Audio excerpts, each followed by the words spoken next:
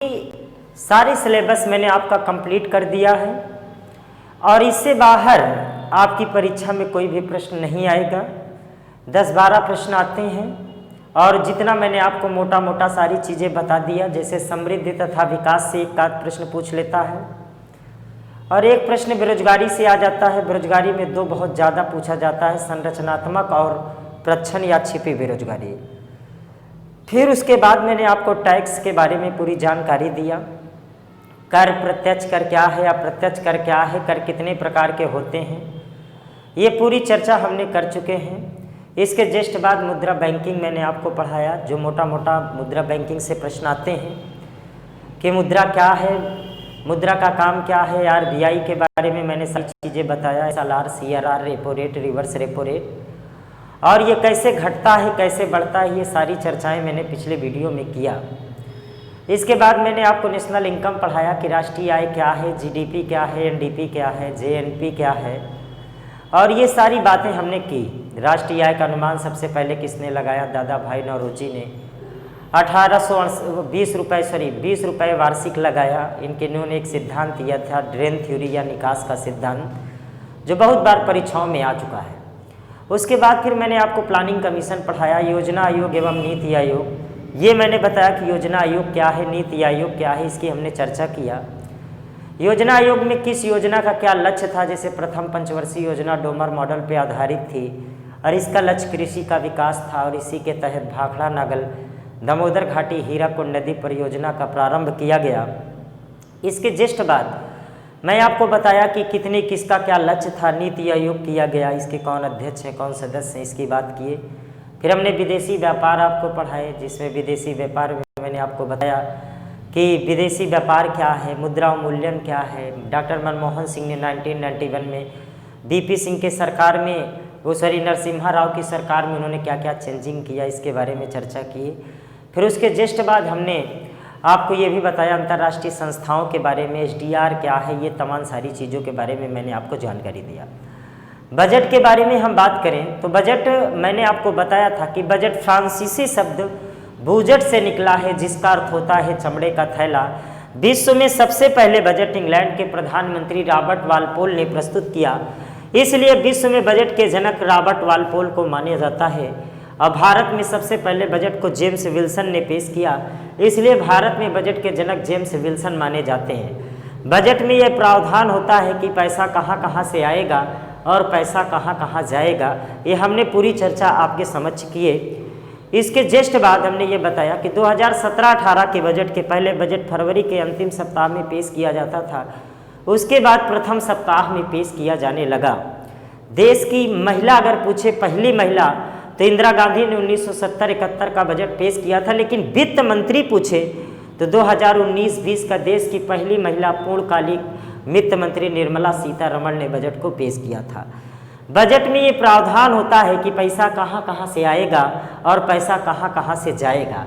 सरकार को 2 तरह की प्राप्तियाँ होती हैं, एक राजस्व प्राप्तियाँ होती हैं और एक पूंजीगत प्राप्तियाँ होती हैं। राजस्व प्राप्तियों में कर को समझेंगे, किराया को समझेंगे और तमाम सारी चीज़ें राजस्व प्राप्तियाँ।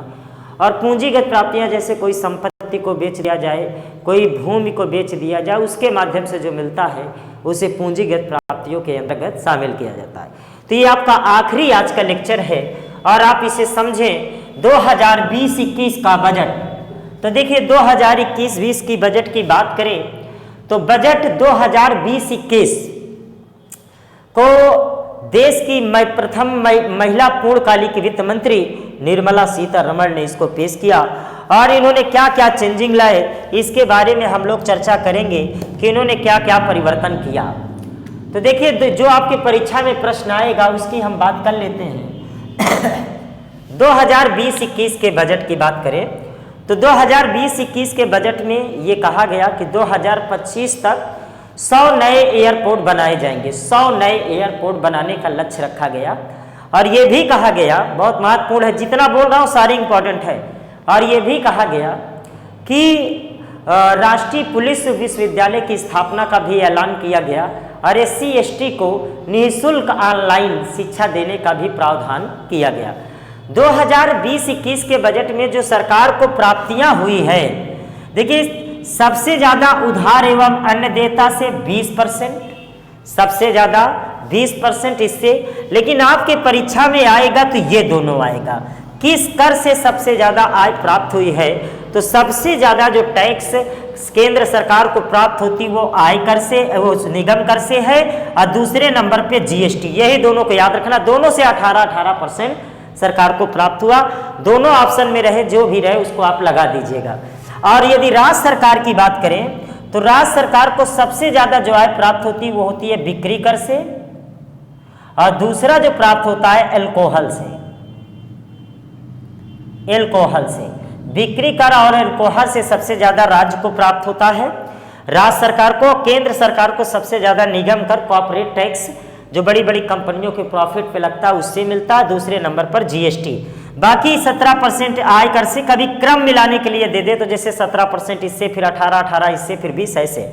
बाकी आपसे जब भी प्रश्न पूछेगा यही पूछेगा, सबसे अधिक केंद्र सरकार को वाई किस कर से? निगम कर से और जीएसटी से। इधर बात करें तो सबसे अधिक व्यय कहाँ करती है?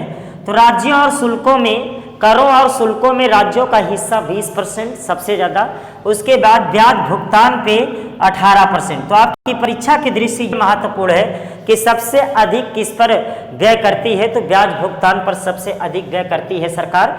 उसके बाद ध्यान दीजिए कि जो कर का स्लैब है इसको चेंज किया गया, इसको ध्यान दीजिएगा। कर के स्लैब को इसमें कहा गया कि 5 लाख तक कोई कर देना नहीं है। 5 लाख तक कर से आप छूट है, कोई टैक्स नहीं देना है आपको। और यदि 5 लाख से 7 लाख के बीच में आपकी इनकम है तो आपको 10% टैक्स देना होगा। 7.5 लाख से 10 लाख है तो 15% देना होगा। 10 लाख से 12.5 लाख है तो 20% देना होगा। 12.5 लाख से 15 लाख तक है तो 25% देगा। और 15 लाख से ऊपर जो हो तो उसके लिए 30% आपको टैक्स देना होगा। तो ये देखिए 30%, ये जो 30% होता है ये लैफर वक्र के वजह आधार पर इसका निर्धारण किया जाता है। लैफर वक्र, लैफर एक अर्थशास्त्री है, उन्होंने कहा कि उन्होंने जो वक्र दिया उसे लैफर वक्र कहते हैं। ये वक्र बना हुआ आपके सामने, और इधर सरकार की इनकम है और इधर कर की दर है। तो लैफर ये कहते हैं कि यदि सरकार 30% टैक्स रखती है तो सरकार को अधिक से अधिक आय प्राप्त होगी। देखिए 30% से इतना प्राप्त, अगर इसको घटा के 20% कर दें तो ये देखिए कम हो गया। 40% इधर कर दें तब भी देखिए कम हो गया। मतलब जो केंद्र सरकार को, जो आज दुनिया में कहीं भी यदि टैक्स का निर्धारण होता है तो लैफर वक्र के माध्यम से ही होता है। इसलिए मैक्सिमम 30% कर का ही निर्धारण किया जाता है। तो देखिए इस वक्र से यही समझ में आता है। उसके बाद मैंने आपको इस पहले कर के बारे में भी बताया था, प्रगतिशील, आनुपातिक, ये तमाम सारे कर क्या है इसकी चर्चा मैंने किया था। तो इसमें मैंने आपको बताया कि प्रगतिशील कर और आनुपातिक का मिश्रण है। देखिए एक सीमा तक टैक्स बढ़ा और उसके बाद बढ़ना बंद हो गया।